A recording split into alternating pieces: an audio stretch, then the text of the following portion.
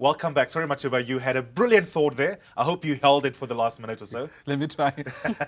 I was going to agree with Juanita about how different facets of our lives actually make people deflect the real issues. If somebody finds out that you're a sangoma and also a gay man. You are?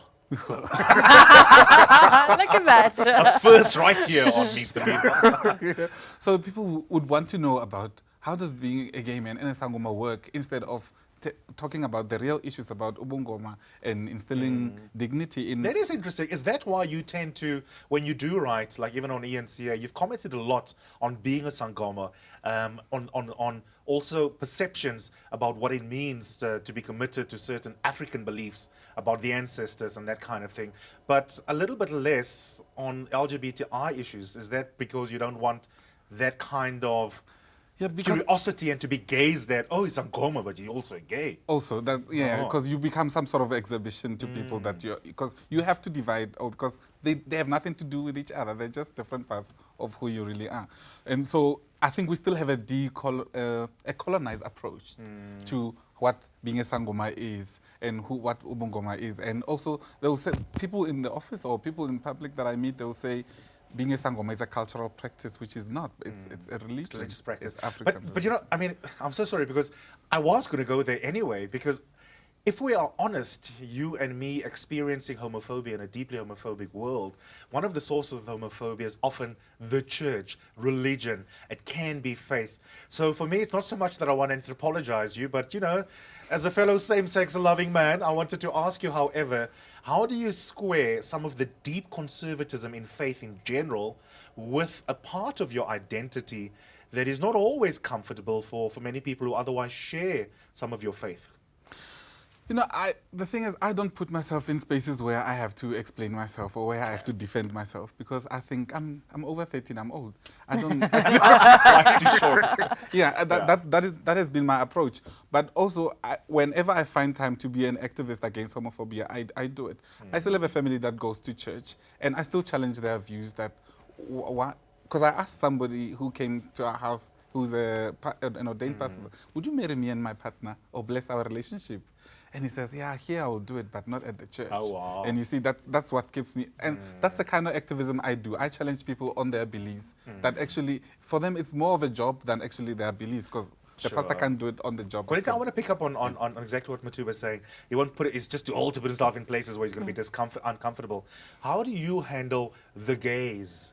We live in a Islamophobic world as well, and as much as the Constitution has a nominal commitment towards pluralism and religious freedom, I'm sure you have had to deal with and still deal on a daily basis with unnecessary awkwardness, like, oh my goodness, do I give her a hug? What do I do? You know, how do I make sure when I touch this woman in the studio and I put on the earpiece? Have you had to deal with that kind of anthropologizing of your body and your identity? Absolutely. It's as if people cannot see you beyond you know, being a sangoma or being a Muslim girl in hijab, and I always laugh and I say, I still have a brain, my head is only covered. and you know, it's a difficult one to prove to people. You have to be quite firm in that I have a seat on this table and I deserve to be on this table regardless whether I have the beer or not. You know, and you spoke about it, and I really you know, enjoyed what you said about this hedonistic type of Jesus complex we have as journalists, where we you know, we self-indulgent but we're saving the world. You know, that's the type of approach we have, and I think that, you know, it's often easier once you've reconciled with yourself as to why you have or why you subscribe to that faith or not. And I think that's really most important. And I see it from a colleague here, where it's, you have to be comfortable in the space that you're at. You have to be comfortable that I am an African gay man, and I subscribe to you know, and you have to be comfortable in that, so that you're able to not only defend yourself but prove to people that you are not just that little box that you're at. Okay, so if you guys have this incredible wealth of deep experience when it comes to these fascinating identitarian politics that we all live in the world, in the workplace, I mean, this seems to me ripe for documentaries, for write-up, for seeing more of you on eNCA where you're reporting on some of these stories. Would you cover some of these issues of faith as a potential beat, or would it be too deeply personal? I prefer, when there's a story about LGBTI and I'm not even at work, I always call in and say, please say this way. Please say, because there are politically correct way to say things, Yes. there are incorrect way to also say things. Yeah. I prefer to be, because I also feel, I would feel shame if there's something that goes on air and But would you proactively pitch stories? I mean, for example, Matuba, you've written, right, about traditional healers just being perceived wrongly in terms of what you guys are about. As a traditional healer, I'm responsible for building my community. I am a custodian of a religion that is rooted in peace and love. Unfortunately, this is not a truth that's peddled in news media. That's quite powerful. And clearly you feel strongly about that. We've got a role in the media to also to inform and to educate, not just about politics, not just about what happens behind the scenes in terms of your role at eNCA, but also on big questions of identity and religion. yeah, because it's got a lot to do with who is in power in terms of who controls the newsroom. And it's very sad that we had in November, we had the Feather Awards. And I think it's a great thing to happen that's done by the LGBTI community. But it's not even great weekend content for mainstream That's very media. true, yeah. So, Bonita, what about you? I mean, do you think the way in which, for example, issues of faith in terms of Islam or even the Muslim community in general, that there's space for better covering of some minority communities in the country? And if so, how do you put that on the agenda in the newsroom? I think we've come a long way. I think we've come a long way in Palestinian-Israeli conflict. I think the narrative about Muslim equal terrorists, we've come a long way. I firmly believe that, and we saw it in the recent case, the Tulsi twin case. And I commend my colleagues for taking that extra step. But I firmly, and this is my own personal view, refuse to be the designated Muslim reporter. I won't report on making cakes for Eid. I won't. And the reason why I consciously didn't take that decision is because I feel like my faith is my relationship with God.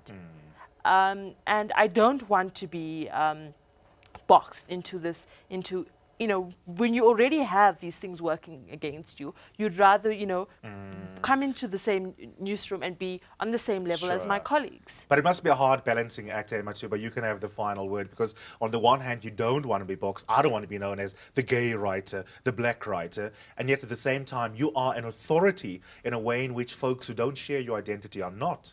because I think you are the only person that can change things the way they're supposed to be. If you have the authority, if you're an member of the LGBTI community, if there's a story about them, I believe in being part of that story so that it's told, because it becomes history, and then people are going to inherit the wrong kind of information if you don't take part in it. Same goes for being a Sangoma as well. And I would be making a mistake without saying this, Eusebius, that I'm on your show now, but because I'm also a middle class man, I can negotiate the spaces that I want to be.